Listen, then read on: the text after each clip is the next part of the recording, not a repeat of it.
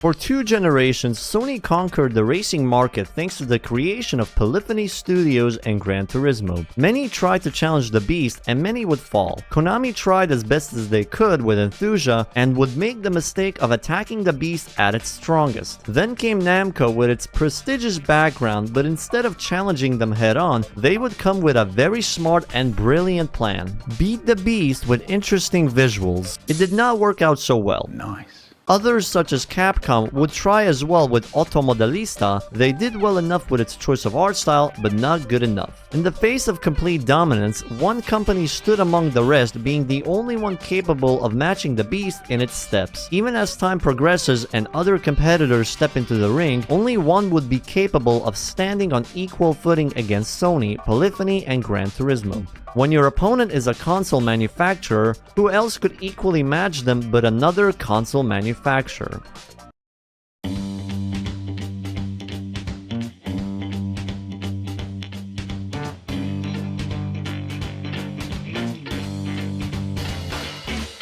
Despite being in the console business since 2001, they didn't really have the expertise to create their own brand of racing games that could adequately compete with Gran Turismo. At the time, they were pretty much riding off on titles such as Halo by Bungie and several other titles by developers who would join in the Microsoft Game Studios publishing program or those given to them by Sega. With notable racing games such as Rally Sport Challenge and Midtown Madness 3 by Digital Illusions, known more nowadays as DICE. Yes, that DICE. Aside from that, they got Bizarre Creations and their series Project Gotham Racing. I previously talked about their last entry, Project Gotham Racing 4, being a franchise from the Dreamcast remnants. During the early time with Microsoft, Bizarre Creations would work with a very specific part of Microsoft's publishing team.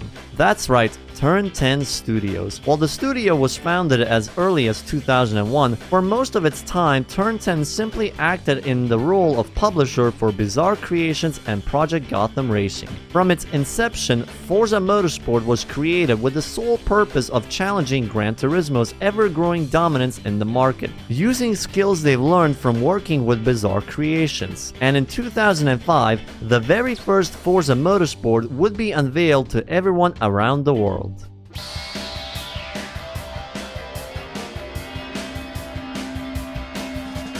It's interesting knowing Gran Turismo's main rival wasn't even created alongside the console it was made for. In fact, Forza Motorsport came out 6 months before the Xbox 360 came around the corner. Though with Xbox, you can actually play the game on the 360 via backwards compatibility. After several delays pushing the launch date from December 2004, the title finally gets a release date in May of 2005. 3.5 years after the Xbox launched and 6 months after GT4. It's surreal to think that the original plan was to release Forza next to Gran Turismo 4. That delay certainly saved them and it shows. Forza smashed the gate at full speed, earning a respectable 100,000 copies sold within a month in the US alone. But then the UK upped that with 200,000 copies sold. Never underestimate the Brits and their love for sports games. I couldn't really find a total sales number for the game, but knowing the series is still going strong today, it's safe to assume Forza Motorsport 1 did really well financially and critically. With scores coming from many critics at around near perfect, yeah, you heard that right, near perfect, most citing Forza's online multiplayer and realistic damage model to have made it a superior simulator to Gran Turismo. Also, the unique Drivatar system, I'll talk about it later, but the Drivatar system in this game is a far cry from what the system would become in the later games. And there are a whole bunch of features we see in future racing games that started here. But I think I wasted enough time already. We should talk about what the game has to offer. Oh, I should probably warn you that I'm playing this on the XEMU emulator, so you're gonna see some janky stuff. Just like many racing titles at the time, Forza Motorsport provides a variety of game modes from the get-go, like your usual arcade or quick race. But for the most part, I will be focusing on the career, seeing as it's the game mode most people will focus on. For those interested, the arcade mode unlocks new cars for use outside of the career. so it's a bit similar to Enthusia in that regard. Just like every other title, we're given a set amount of currency to purchase our first car, with some notable car selection. The interesting part here is the home region option. It dictates which cars are available from the start and rarity of other cars later on in the career, while the option is limited to only North America, Europe, and Asia. This does give the idea that Forza Motorsport's career can be replayed 3 times and it'll feel somewhat different. But of course, as a European, I chose Europe, which is why you're seeing cars from Saab, Volkswagen, and Audis. While the car's stats are shown above, there's going to be one big part that catches your eyes. The one in the upper left corner. That's the car tier, so you do start at D class for this game. Out of everything available though, I'm going to choose the old reliable Audi TT. Just like in the later Forza titles, the difficulty settings here affects the amount of earnings you get per race, so I'm glad this mechanic stayed around for the series' lifespan. Going into the race selection, however, we're greeted by 3 options. The first one is apparently an online career, so this game really did utilize its online functions even in the career mode. But since I'm fairly certain no one plays this anymore, I'm just gonna ignore that. The other 2 options are point-to-point races, basically sprints, and the amateur league. Starting off with downhill races kinda feels like Toge races with 8 cars instead of just 2. The handling here is quite nice. It had that rigid sim-like behavior, but the cars are also grippy enough to not constantly understeer. It's weird, but Forza Motorsport actually manages to feel like a sim and an arcade at the same time while nailing both. Finishing the race though, we get some details on earnings and XP levels. First thing to mention is, yeah, there is a damage penalty in this game, so using modern Forza tactics can actually cost you a significant amount of cash. Also regarding the damage model, it's in the settings similar to modern Forza titles where you can set it to either just be cosmetic or fully sim-like. And you don't just earn money in here, but experience as well. So the worse you drive, the slower you're gonna level up. But what's leveling up for anyways? Each level up grants you bonuses from cut prices on upgrades and even free cars. We've established a relationship with North American manufacturer Acura. There are new cars available. In addition, Acura has sent you a 2004 NSX for free? This early into the game? Forza not being generous, impossible. The one thing that never really changes with Forza, the series loves to drop cars on you. Though in the case of Motorsport, it does feel like what Gran Turismo did at the time whenever you win championships. So fair game to them on this one. And to make it clear, Forza since the beginning has always been steered towards car collection instead of being a straightforward racer like other games at the time, and some of the free cars come with a pretty cool livery attached. It adds to the cool factor for these cars as well. A bit of convenience I do appreciate here compared to GT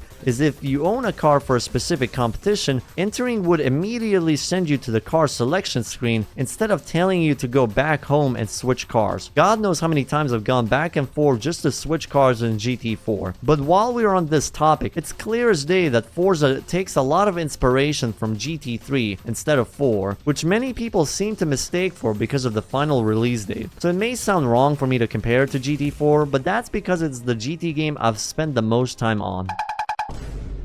While the career loop is pretty simple, the highlight of this game is the features surrounding the game. For example, let's talk about the tracks. The details of the tracks are fairly exquisite, with the map layout during loading screens showcasing the turn numbers and locations, something you don't really see that often in a lot of racing games. They even detail the time, track temperature, and wind speed, plus direction during these loading screens. This game has a ton of tracks to race on, both real and fictional, like the Silverstone track, Circuit of Americas, Tsukuba, and the Nürburgring. The list of fictional tracks are not to scoff at either, with Alpine Ring, Blue Mountain Raceway, Fujimi Kaido, Pacific Shipyards. There's far more than the ones I mentioned here, like the iconic Maple Valley. Utilizing the raw power of the Xbox, these tracks look absolutely gorgeous even in the current day. Just ignore the emulator jank you're seeing though, that's not the game's fault. The graphical fidelity of the time doesn't just translate to the tracks, but also the most important thing to a racing game, the cars. Forza Motorsport 1 sports a total of 231 cars, 50 more cars than GT3, but not even halfway from GT4's whooping 721 cars. But this is where Forza's biggest strength comes into play, being the focus on quality of cars. Just like the tracks, cars in this game have quite a good look for the time, and remember, this is just a bit before the 360 came out, lot, and each car has a damage model too. So for the game to look the way it is on the original Xbox really proves how powerful the machine was at the time. I mentioned before that the cars have tiers of their own, and it's certainly similar to the later Forza titles with the letter-based classes. The difference is the use of numbers to indicate the performance, a tad bit similar to what TDU2 tried with its car classes. As a result, instead of having S1 or S2, the higher classes are separated into S, R, and U, or X, which honestly isn't that much different from the modern Forza game. The same cannot be said for the Drivatars. Now when it comes to the Drivatars, you're probably more aware of the modern iteration, mostly being used as AI opponents using names of your friends or crewmates to sort of simulate a living world with how they replace players during offline sessions in the Horizon series. But did you know Drivatar started off as a much more in-depth version of a B-spec driver? That's right, in Gran Turismo you can't really do much with the driver, mostly control what they do during the race and re-rolling their stats via random rolls in the later entries. In Forza Motorsport, Drivatars are B-spec drivers which you have to train. You heard that right. Stats and behavior of the Drivatar in Forza Motorsport is based on your performance during the training events. So if you have skill issues, your Drivatar is going to drive like Mazepin or Gotifi. Oh god, where are you going? This is mainly optional, so if you want to play the game yourself, you can just skip this whole process. Out of curiosity though, and my addiction towards B-spec drivers in Gran Turismo, I decided to partake in the creation of our own Drivatar. Say hello to Chad Lonzo.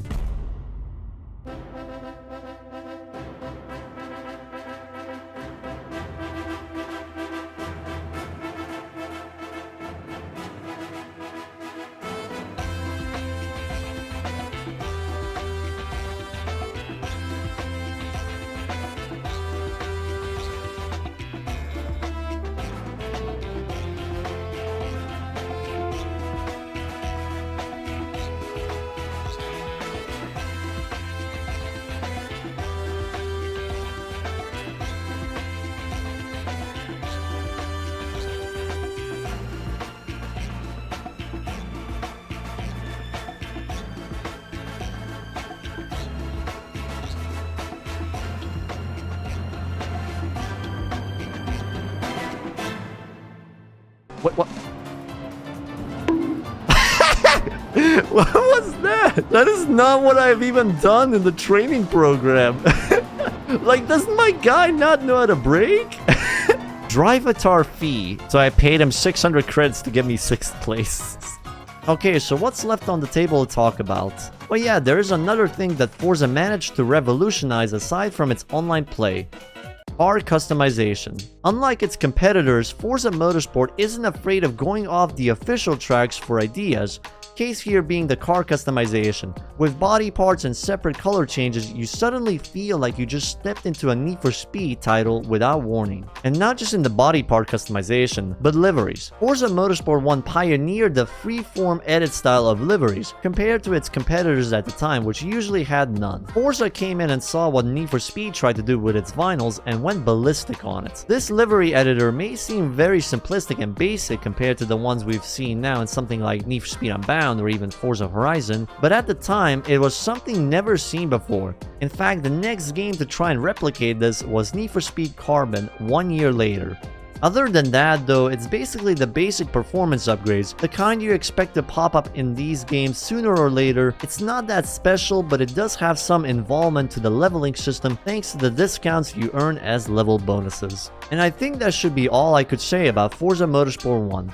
Going back and replaying the game that started this massive franchise provided me a new amount of appreciation for the series overall, what the old did to provide a fun experience, overcoming its extremely successful rival, and what the new one did for what they chose to keep and change, even though some of them shouldn't really be changed. It's a shame that I couldn't experience it online, but at the time it certainly sounded like a blast experience being able to progress in the career via online multiplayer sessions, something quite unheard of before. And if you're interested to experience or re-experience this game again, you can try out XEMU emulator, as long as you can stomach the issues here and there, like the constant frame drops in certain stages and the textures going crazy. You can play this via Xbox backwards compatibility, however, using the 360. If you still got a working 360, then you can certainly try playing the game that way, although I've heard reports of dipping frames there too. Thank you for watching this video. If you enjoyed it, a like and a subscribe does help out the channel a lot. A massive thank you goes to my YouTube members and Patreon members that support the channel. Special shoutouts go to Leon and Polo. I'll see you guys hopefully next week with another video. Take care until then.